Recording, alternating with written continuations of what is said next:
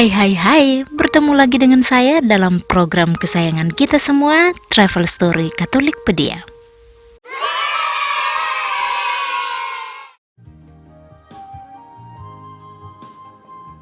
Hari ini, 18 Mei 2020, adalah hari bersejarah bagi Gereja Katolik. Seorang tokoh besar dalam sejarah, kita kenang kelahirannya pada hari ini. Dia adalah Santo Yohanes Paulus II. Paus Yohanes Paulus II lahir di Wadowice, Polandia, sebuah kota kecil berjarak 50 km dari Krakow pada 18 Mei 1920. Maka, tepat pada hari ini, 18 Mei 2020, kita merayakan 1 abad kelahirannya. Meski mengalami banyak pengalaman pahit sejak kecil, hal itu tidak membuat Karol Joseph Wojtyla, nama asli Santo Yohanes Paulus II, menyerah.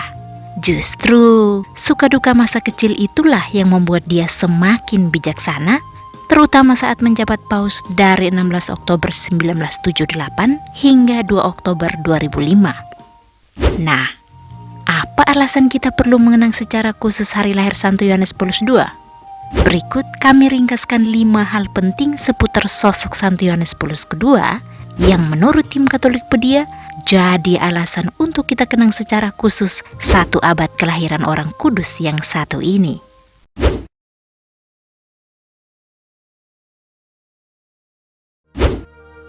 Karol Joseph Wojtyla adalah bungsu dari 3 bersaudara dalam keluarga Karol Wojtyla dan Emilia Kaczorowska. Saat ia berusia 9 tahun, ibunya meninggal dunia. Kakak sulungnya Edmund yang berprofesi sebagai dokter meninggal pada 1932.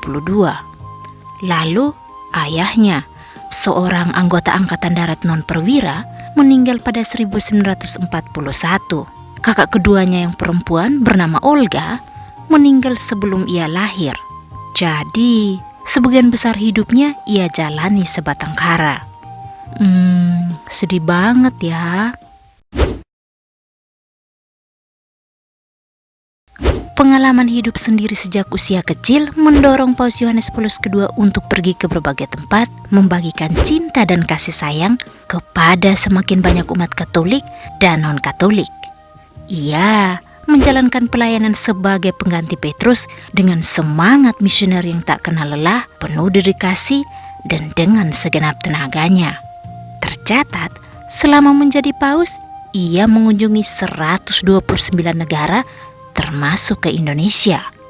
Dan sebagai uskup Roma, ia mengunjungi 317 dari 333 paroki kota.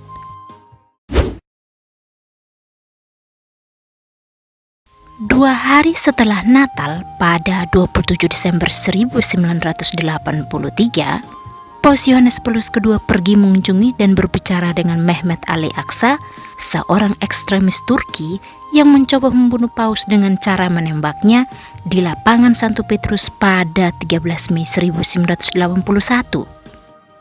Ketika ditanya apa yang ia bicarakan dengan orang yang mencoba membunuhnya, ia mengatakan, "Apa yang kita bicarakan harus merupakan rahasia antara dia dan saya. Ketika berbicara dengannya, saya anggap ia adalah seorang saudara yang sudah saya ampuni dan saya percayai sepenuhnya." Sikap ini membuat seantero dunia geleng-geleng penuh kagum. Dan di sini pendahulu Paus Benediktus ke-16 ini ingin memberi contoh kepada dunia bahwa hanya kasih yang akan memutus mata rantai kebencian.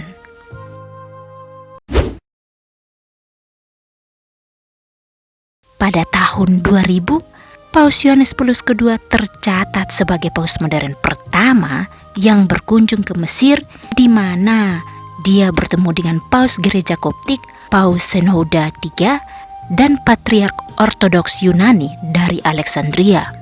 Maret 2000, ketika mengunjungi Yerusalem, ia menjadi paus pertama dalam sejarah yang berkunjung dan berdoa di tembok ratapan.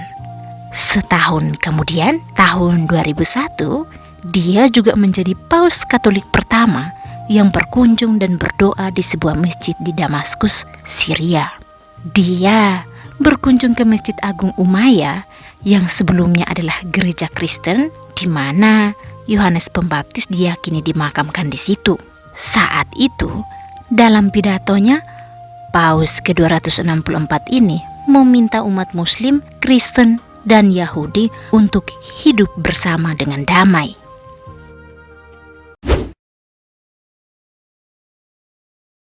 Sejak wafat pada 2 Januari 2005, banyak pihak yang mendorong gereja untuk menggelari mendiang Paus Yohanes Paulus II sebagai orang kudus. 6 tahun setelah itu, tepatnya pada 2011, Paus Yohanes Paulus II dibeatifikasi setelah terjadi sebuah mujizat kepada Suster Mary Simon Pierre.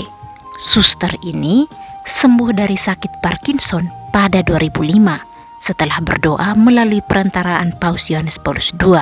Seperti yang kita ketahui, sebelum meninggal, Paus Yohanes Paulus II juga mengalami sakit yang sama.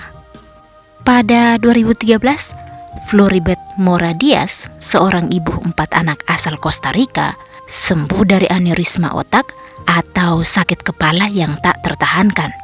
Oleh dokter, ia divonis hidupnya tinggal sebulan lagi. Namun, sembari berbaring menahan sakit dengan gambar Paus Yohanes Paulus II pada sebuah cover majalah, Mora berdoa mohon kesembuhan melalui perantaraan mendiang Paus Yohanes Paulus II. Akhirnya, ia mengalami kesembuhan beberapa hari kemudian.